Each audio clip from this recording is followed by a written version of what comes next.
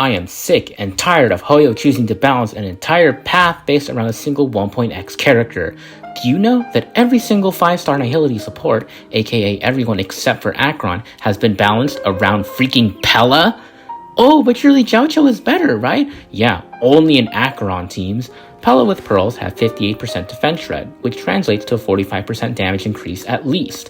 Meanwhile, Jiaoqiu's Vuln is a 35% damage increase and a 50% increase for ults at most. And you want to know what dilutes this increase?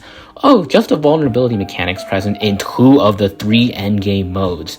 Pure Fiction's 50% Vuln present in Searching Grit waters it down to a pathetic 33% increase, while Apocalyptic Shadow's 100% Vuln diminishes it to just a 25% damage increase.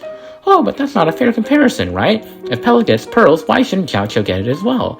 Well, maybe because Pella's EHR requirement for guaranteed debuffs is 56.7, while Jiaoqiu needs at least 140 to have a near-perfect chance of landing his Ashen Roast. And yeah, you could just get a signature until you realize that they cap this Ashen Roast generation at 5 stacks per ult, for no reason, meaning that in a mode like Pure Fiction, which should be his selling point since newly spawned enemies act at 25 AV, running solitary healing or tutorial, which don't provide damage amp, is pretty much a requirement, and at that point you might as well run a Trend Sustain and ditch Jiaoqiu altogether. And yeah, he's better damage at E0S1, but a fire support with 50% Vuln who needs their signature to stay relevant with their competition. Where have I heard that before, huh? And don't get me started on Fugue. Sure, she's awesome for Super Break, but as a general amper, what does she give? 18% defense shred, a whopping 2% more than S5 Pearls. With Pearls, she still provides less than half of the amp that Pella offers. Ever wonder why every team that pairs Akron with Fugue also happens to have E1 Tribby and Pella attached? Yeah, that's why. Black Swan? Don't make me laugh. Even if you get both a 20.8% defense shred and 25% vulnerable ult, it's still only a 40.6% damage increase, and at best a 52.3% damage increase with Pearls. Congrats on waiting for the enemy's turn, finding a boss with 2 or more consecutive actions, and specifically timing Black Swan's and Akron's ult in between those actions, surely with no overcapping /streams either, just to get a 7% increase over what Pella offers. And reminder, Black Swan has a 3 to 4 turn ult uptime. Pella has it every 1 to 2 turns. To all 2 of you that say that Black Swan's dot damage makes her have a higher damage ceiling, let me remind you that Kafka is getting buffed in 2 patches. DOT is almost as dead as the characters running it. Imagine relying on letting enemies take their turns while having no defensive countermeasures or relics, and still having no way to crit. Break truly is dot, but better in every way.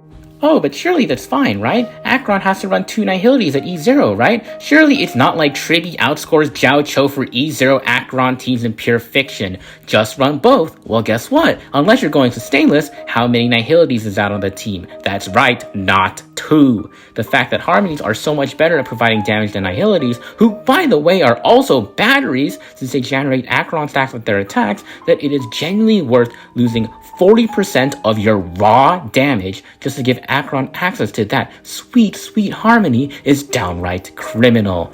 Oh, and by the way, Harmonies can apply debuffs. That was a thing since Ron May. And Harmonies being able to attack, well, Tribby has something to say about that. Reminder that applying her ult field and breaking enemies both count as debuffs too. Not to mention that with Fugue, she becomes stack central. I know I mentioned this combo before, so let's look at it in a new light. Why does a subpar Nihility have to latch onto a meta-defining Harmony, and better yet, why does it work? Why does this provide a result that is competitive with the best Akron teams around at the highest level? Why can't Nihilities have these synergies with each other? Why does Hoyo have to make a trace that explicitly says, use 2 or more Nihilities with this team, only to have the player base either pay 2 Eidolons to remove this restriction, or just ignore it anyways, and still succeed?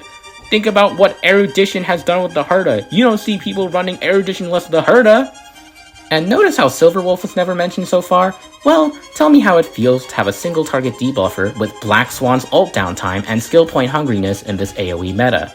Her usability is a coin flip at best, just like her RNG weakness implants. Without her res shred, her 53% death shred is less than Pella's, considering you'd want tutorial to not ult once in a million years. But including her res down weakness implant, she suddenly becomes the strongest single target debuffer in the game. See what I mean by balancing around Pella? The fact that Silverwolf, a 1.1 character who is regarded as having aged so poorly that she's getting the buff treatment too, is still the highest source of damage and from a Nihility in the game, shows just how cooked Nihility as a path is. I hope Cypher is busted. I hope Silverwolf and Kafka's buff make them tier 0 menaces. Anything to put some respect on IX's name. As it stands, Nihility is a path left without identity, since it's basically expected for Abundance, Preservation, and Harmony units to attack, debuff, and deal damage nowadays. In fact, Sustains are so good at their primary role, keeping the team alive, that more general damage and supporting capabilities is exactly how Hoyo is choosing to power creep their Sustains.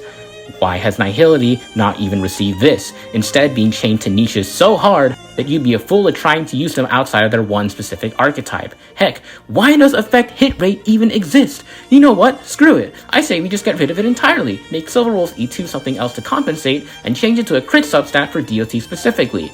They sure as heck could use it at this point. Anyways, I'm done.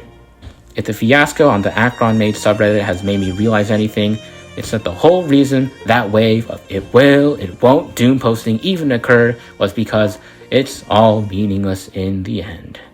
After all, we're just playing Harmony support rail.